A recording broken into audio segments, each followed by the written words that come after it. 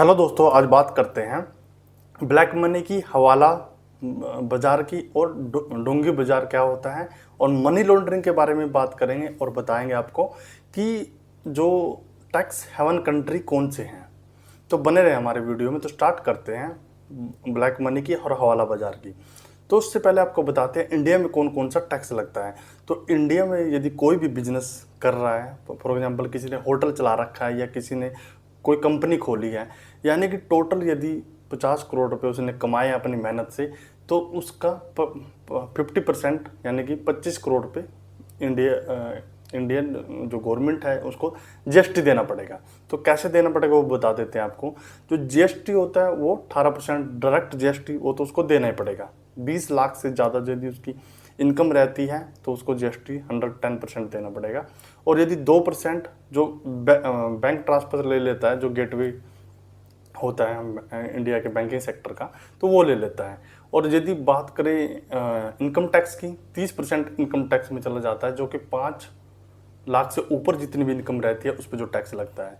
यानी कि 30% income tax वाले ले लेते हैं, 2% गेटवे वाले और 18% जीएसटी। तो टोटल हो गया 50%। यानी किसी ने 10 करोड़ रुपए कमाए तो उसको डायरेक्ट 5 करोड़ रुपए गवर्नमेंट को देने पड़ते हैं।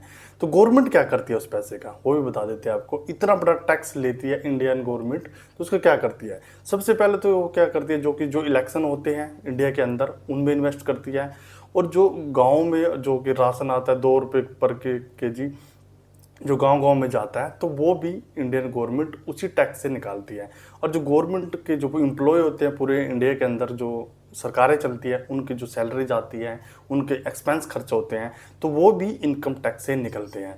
यानी कहने का डायरेक्ट मतलब है, यदि जो इंडियन में जो बिजनेसमैन है, बड़ा बड़ा बिजनेस कर रहे हैं, जिनका करोड़ों अरबों का जो बिजनेस है, उससे जो टैक्स आता है अपनी गवर्नमेंट के पास, इंडियन गवर्नमेंट के पास, उसी से पूरी गवर्नमेंट चल रही है। तो ये इतना बड़ा जो कि बिजनेसमैन को टैक्स देना पड़ता है। उसी टैक्स से बचने के लिए कि 5 यानी कि 10 करोड़ का बिजनेस किया तो 5 करोड़ रुपए गवर्नमेंट को दे दिए, तो उसी से बचने के लिए आता है वाइट मनी, जो कि करना है, जो कि 5 करोड़ रुपए उसको बचाने हैं अपने।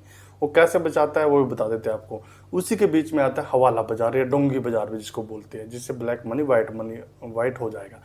यानी कि फॉर एग्जाम्पल किसी को सऊदी अरब से पैसे भेजने हैं इंडिया के अंदर, तो सऊदी अरब से ही जो कि उनके एजेंट होते हैं, हवाला के जो कि उनके एजेंट होते हैं, वो क्या करते हैं, और इंडिया में भी उनके एजेंट होते हैं।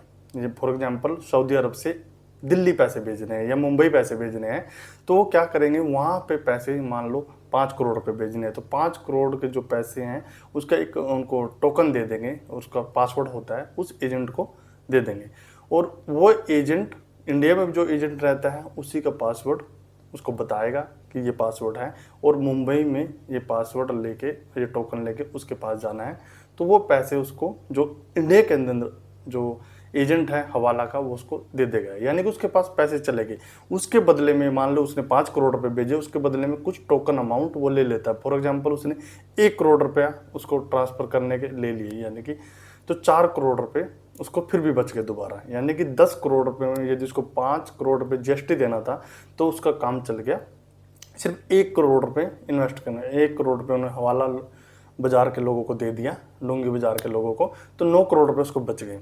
लेकिन जो वो पैसा है वो अभी सऊदी अरब के अंदर ही है, यानी कि वो पैसा यहाँ नहीं आया अभी तक। वो उन्होंने अपने जो पास होता है हवाला बाजार के जो एजेंट होता है उसने अपने पास से दे दिया, लेकिन वो पैसा वहीं पे है। लेकिन उस पैसे को इंडिया में तो लेके आना, क्योंकि उसने अपने पास से दे दिया तब तो, लेकिन उसको वापस इंडिया में लाने के लिए पैसे को, उसी को बोलते हैं मनी लॉन्ड्रिंग।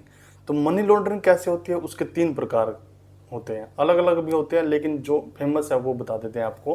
पहला तो ये है मनी लॉन्ड्रिंग में कि जो सऊदी अरब में से पूरा का पूरा पैसे को इकट्ठा करो, बोरों में भरो और समुद्र के रास्ते उसको इंडिया भेज दो।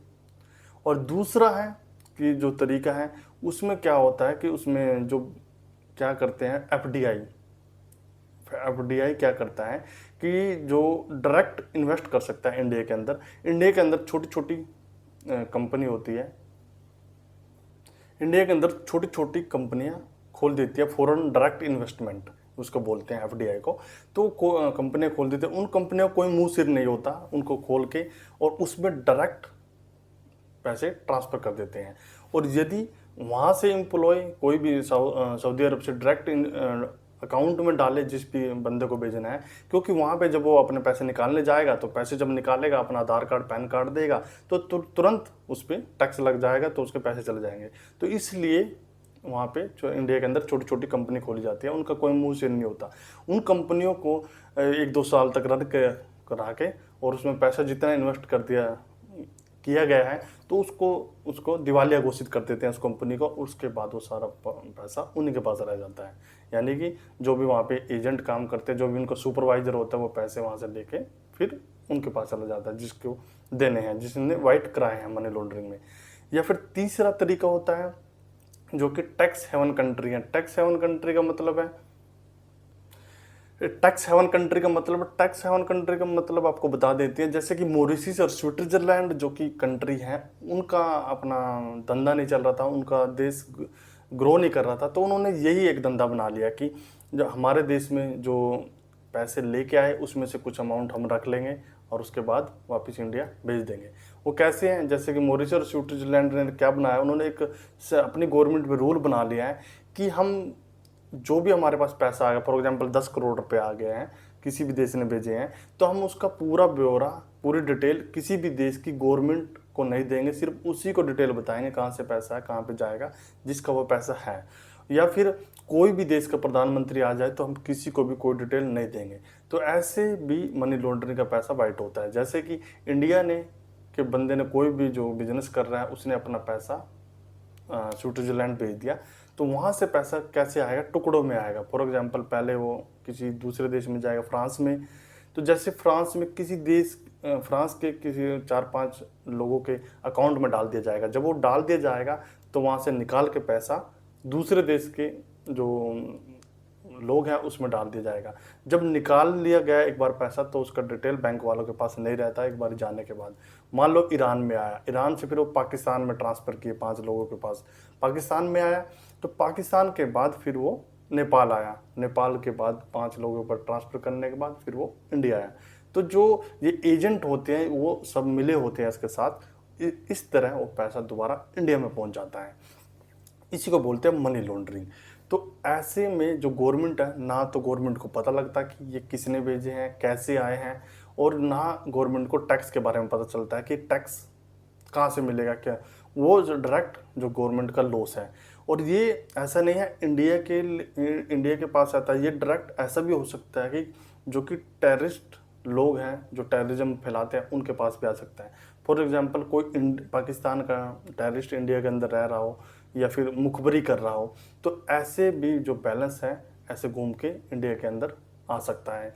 या मान लो पाकिस्तान ने स्विट्जरलैंड बैलेंस भेज दिया हो, या फिर पाकिस्तान ने स्विट्जरलैंड बैलेंस भेज के उसको धीरे धीरे ऐसे करके डिवाइड करके इंडिया में जो भी कोई भी उनका मुलाजिम या कोई भी उनका टेररिस्ट या कोई भी मुखबिर रह रहा है, तो ऐसे होता है बहुत बार। ऐसा नहीं होता नहीं, ऐसा बहुत बार होता है कि वो ऐसे मुखबिरी करवाते हैं इंडिया में, क्योंकि बहुत दिनों से जो लोग इंडिया में रहते हैं उनके पास पैसा कहाँ से आता है, कौन देता है उनको पैसे, वो खुद तो थोड़ा बहुत काम करते हैं, लेकिन यहाँ पर जो बड़ा जो टेररिज्म को अंजाम देते हैं, बड़ा बड़ा वो धमाके करते हैं, बम धमाके करते हैं, चाहे वो मुंबई का धमाका हो, चाहे वो जो कि मुंबई के धमाके में तो जो उस समुद्र से आए थे, लेकिन जो पार्लियामेंट में धमाका हुआ था, और इंडिया के अंदर बहुत जगह धमाके पाकिस्तान ने करवाए हैं। तो ऐसा भी हो सकता है कि जो कि ये मनी लॉन्ड्रिंग का जो पैसा है वो गलत काम में यूज हो जाए इंडिया के अंदर, चाहे वो जम्मू कश्मीर पे हमला हुआ हो। तो ये था एक छोटा सा वीडियो जो कि ब्लैक मनी और हवाला जो बाजार और मनी लॉन्ड्रिंग के बारे में था। जल्दी आपके सामने दूसरा वीडियो लेके आएंगे, तब तक ले जाएंगे।